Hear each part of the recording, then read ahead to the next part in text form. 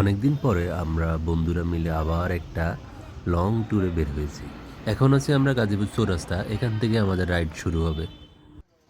আজকে আমাদের মোটামুটি 500 কিলোর মতো রাইড করা লাগবে। আর ডে ট্যুর হিসাবে এই দূরত্ব অনেক বেশি। এইদিকে এবারেই আমার ফার্স্ট টাইম, তাই কোন জায়গার নাম যে কি কিছুই বলতে পারতেছি না। রাস্তার দুপাশে অনেক বড় বড় হাওড়ের মতো লাগতেছে এবং জায়গাগুলা খুবই সুন্দর।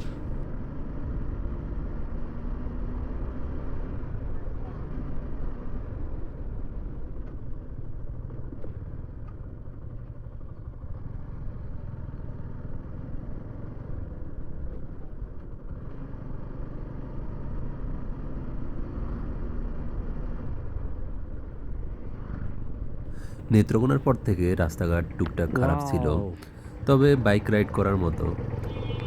সামনে তো দেখতেছি রাস্তা ভয়াবহ, কাজ চলতেছে। এরকম রাস্তায় বাইক ঠিকমতো ব্যালেন্স করতে না পারলে বাইক পড়ে যাওয়ার সম্ভাবনা অনেক বেশি। আকাশ ভাইয়ের পছন্দের রাস্তা।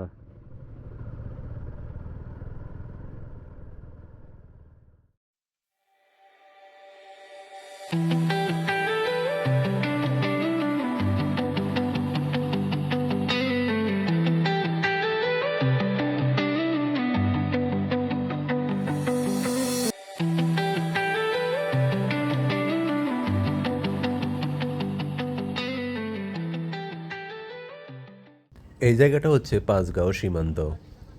সামনে যে পাহাড়গুলো দেখা যাচ্ছে এগুলা ইন্ডিয়াতে। সিলেটের এদিকে আসলে দেখা যায় যে সবগুলা পাহাড়ই ইন্ডিয়াতে, বাংলাদেশ হচ্ছে পাহাড়ের আগ পর্যন্তই।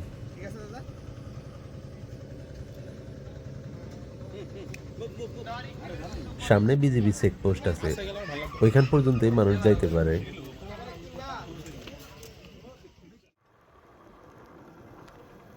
পাঁচগাঁও সীমান্ত থেকে নীলাদ্রি লেক হচ্ছে মাত্র 50 বা 60 কিলোর মতো। তা আমরা ভাবলাম যে যেহেতু কাছেই আছে আর আমাদের হাতেও অনেক সময় আছে, আমরা নীলাদ্রি লেকটা ঘুরে আসি। কিন্তু রাস্তার যে এই অবস্থা আমরা আসলে জানতাম না, ভয়াবহ রকমের খারাপ। এই রাস্তায় রাইড করে সবারই অবস্থা খুবই বাজে। আমাদের একজন তো বলতেছে যে আমরা যদি এখন ব্যাক করি সে এখনই আমাদের সাথে চলে যাবে, সে আর সামনে যেতে চায় না। একটা রাস্তার অবস্থা এত জঘন্য হয় কিভাবে? মানুষ এইদিকে চলাফেরা করে কিভাবে?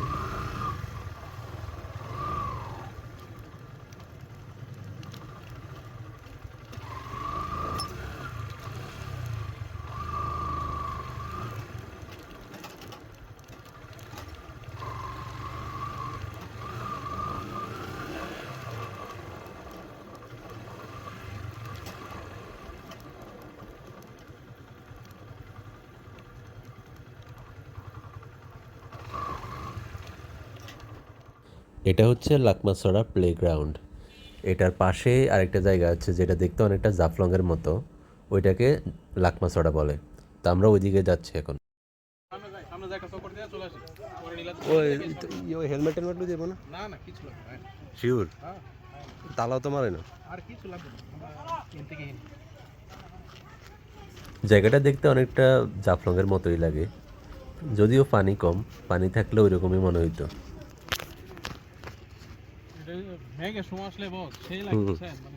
তা আমরা হুন্ডা দিয়ে যাইতাম, ওর মানুষজন বাড়ি বাইক নিয়ে গেছে।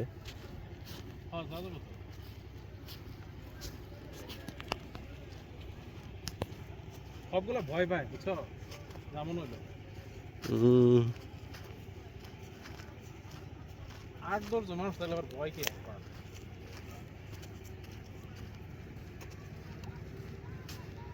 আমরা যখন আসলে তো পানি ছিল, বুঝছেন?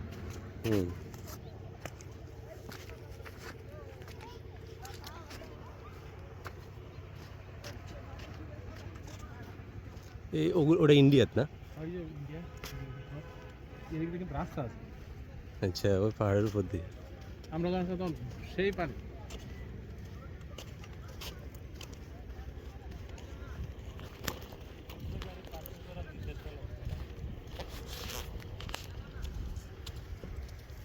কি বস, স্পটটা কেমন এটা? না, ঠিক আছে।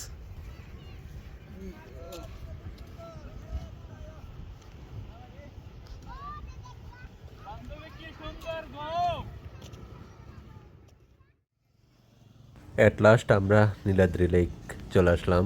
ইউটিউবে ভিডিও দেখে আমার অনেক আগে থেকে এখানে আসার ইচ্ছে ছিল, তবে রাস্তাটা এত খারাপ আর মনে হয় না এইদিকে এই রাস্তায় আসার সাহস হবে।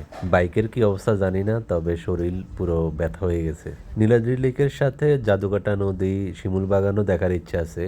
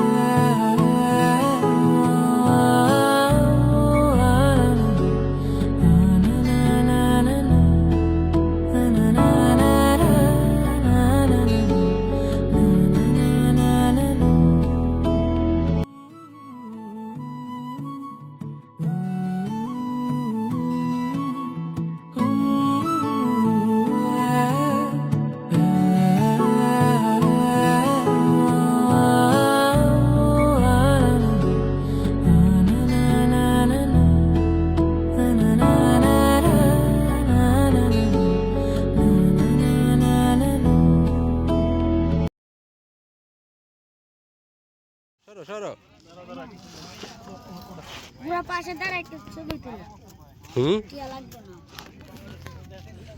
জাদুকাটা নদী, অনেক দিনের স্বপ্ন ছিল এই নদীটা দেখব। অবশেষে সেই স্বপ্ন পূরণ হলো।